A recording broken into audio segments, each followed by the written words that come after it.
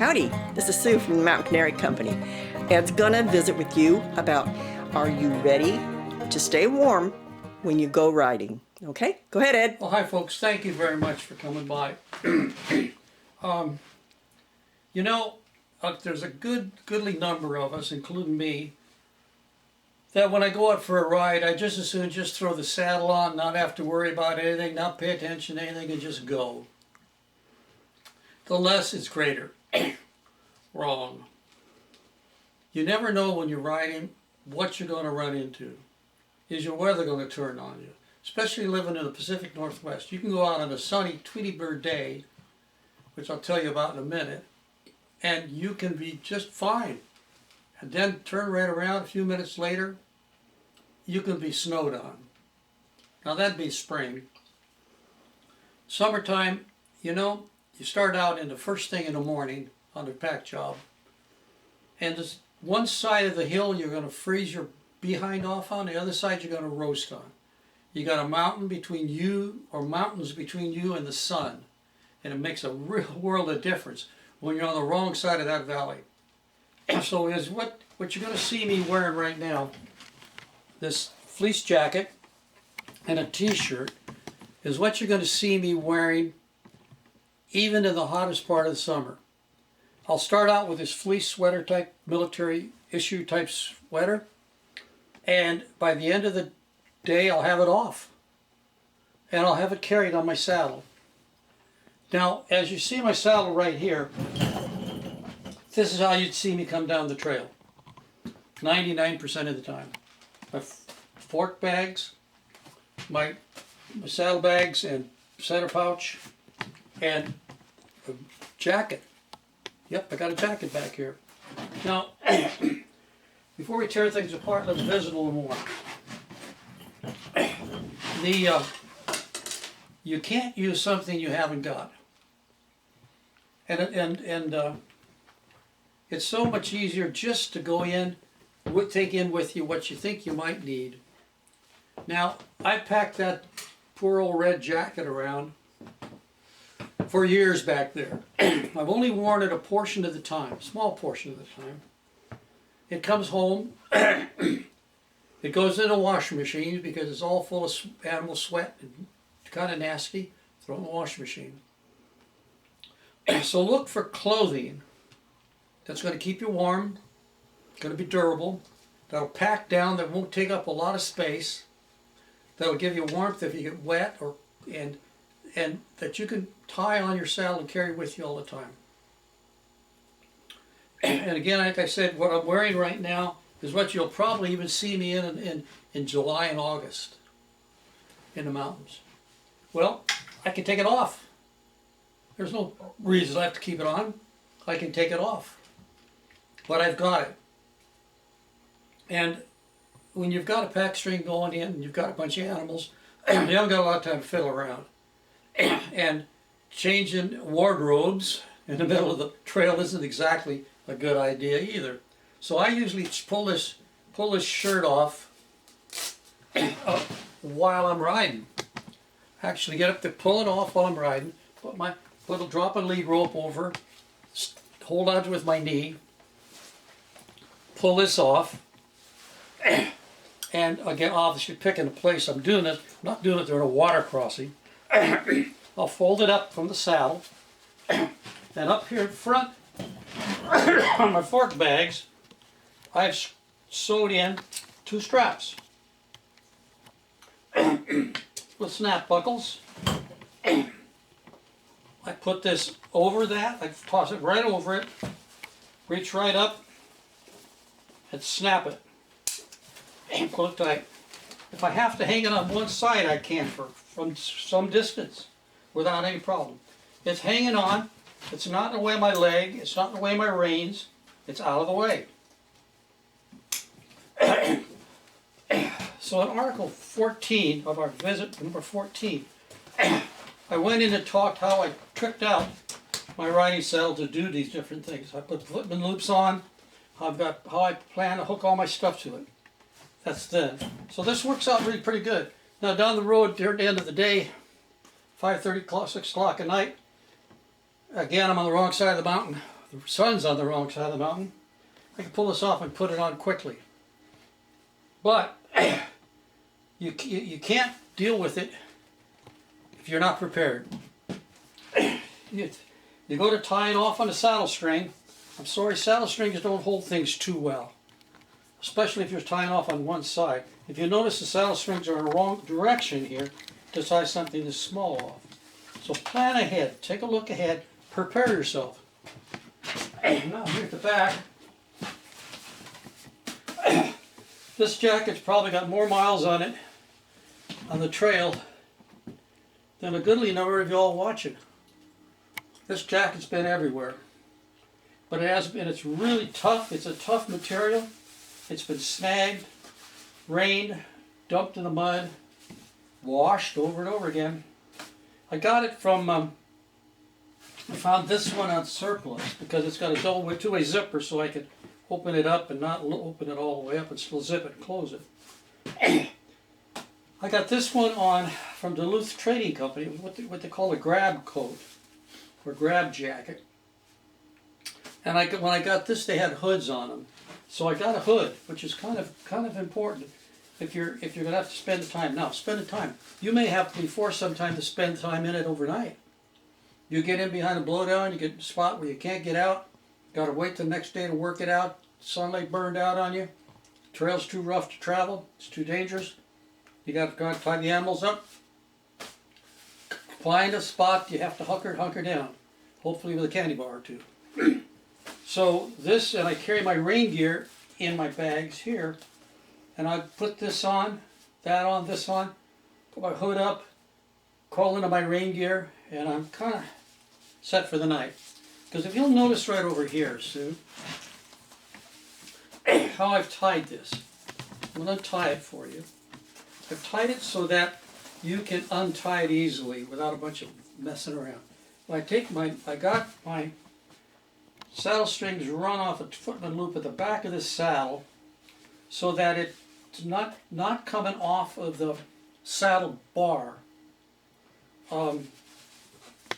Here, let me get a close-up of that. See, there's one little footman loop right there. Yeah, right there. I've got two reins. I've got them split. One goes underneath the bag, so this snucks up to the bag out of the way underneath here.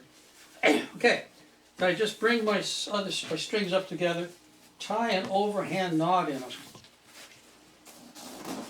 Okay, and a loop in one. Okay, overhand knot. Take a loop up in one end. I take the other end around it. Okay, like that. You see it, Sue? Oh, yes. Okay, now what I've done is, I've been able to, you can pull this one out, the whole thing will pop off on you. So I take this one in, stick it inside there, so it can't be jerked by accident. So when I'm ready to get the jacket off, simply pull up one that's inside, take the loop off, and there it is. Nice and clean and neat. Same on the other side. And off comes the jacket. Now, normally, on most saddles, and this one came like that originally, your saddle strings will be hooked down below here. They'll be hooked to a D, or in many cases, they're just screwed in. Another way you do this is you'll find that they've been run through the saddle tree bar. Well, that was the way saddles were built for years. All of the strings that were on a saddle tree, which would have had here and here, ran through the bar and actually ran up through the skirt, ran through the bar, ran up to the outside leather, and that's what kept your saddle together. But in this case, it's not that way. So, again, I've just taken this one, tucked it underneath my saddlebags, brought it up so I could bring everything close. You don't want so much up here you can't get your leg over. Putting your leg over is one thing. Getting off in a hurry is the worst. Okay, this is just a simple grab coat. If you'll notice, like that, I had a volunteer patch sewed on. The reason for that wasn't a badge. It gave me I had no authority. I didn't want it. had no authority. But what it did was it told people when I met them on the trail that I was actually working for the park. And that helped them, put them in a position that they may want to communicate with me. I've had people stop me and say, look, we got a problem. Somebody's hurt over here. If I hadn't had some way of identifying myself as connected to the park, even so slightly as a volunteer, they wouldn't have said anything to me. I just jingled on by. I had a radio. I had first aid equipment. I'm prepared to help. Not to charge nothing, but help. Okay, so in this coat, because I have a helmet, I have a cap in this side, wool gloves in this side, there's a pouch inside. So look at your clothing when you're picking clothing for this. Look at it, it's got multi-purposes. On this side is a hat that folds down. And when you put that on, and you put your hood on, you've got your hood off your face and you can see better. And that's when you're in camp or you're stuck somewhere. So this is, if you look at this coat, there's all kinds of pockets and such in it. And that worked out really good for me over the years. Very, very good. And this is what you'd see coming at you the first thing in the morning as I rolled out my sleeping bag. I get my sweater on, and my red coat, and then coffee came. Well, bottom line of this whole thing is like the Boy Scouts motto, be prepared. So look at the thing about it and say, now if you're on a ride amongst friends, I've known people that were hurt seriously on an afternoon ride and they didn't get out till the next morning.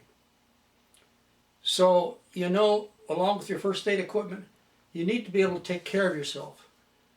Hypothermia in this country is a real deal.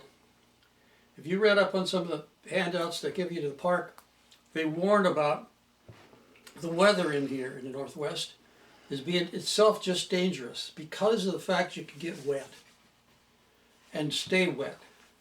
So this is my plan. I'm prepared. I've got this. I go out with this in the morning on. Usually it's cold, nippy, and I've got miles maybe of behind the hill. I want to get up on top and start getting hot. Pull that thing off, stick it in here, and it's go. It's off. It's off out of my way. I'm on my legs, not away my reins. So I've looked ahead and planned my equipment as such. So that's what I recommend you do. Survey what you're using, but take stuff with you. For goodness sake, if nothing else, tie a jacket on the back. Look at what kind of clothes you're going to put on there. Can't carry a big old winter parka.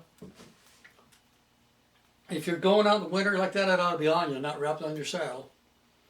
So just a little thought to add with the tricking out of the saddle. Some of the things I've done over the year, stay reasonably, sensibly, smartly comfortable. So, I think that's about all I've got to offer you on this one. It was short and sweet, but I wanted to get that over to you. This is the time of the year it's miserable to ride.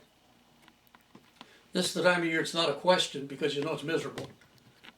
But it's the summertime when it's nice and warm, and you think it's going to be staying nice and warm. I was going in to Dosey Wallops, packing in a park ranger early in the year. It was just the first week or so of April. And we weren't too sure as how far I was going to get her in, and she wanted to get in early and get her camp set up because she had some business to take care of the next month or so. So we headed in, beautiful, blue, Tweety bird sky.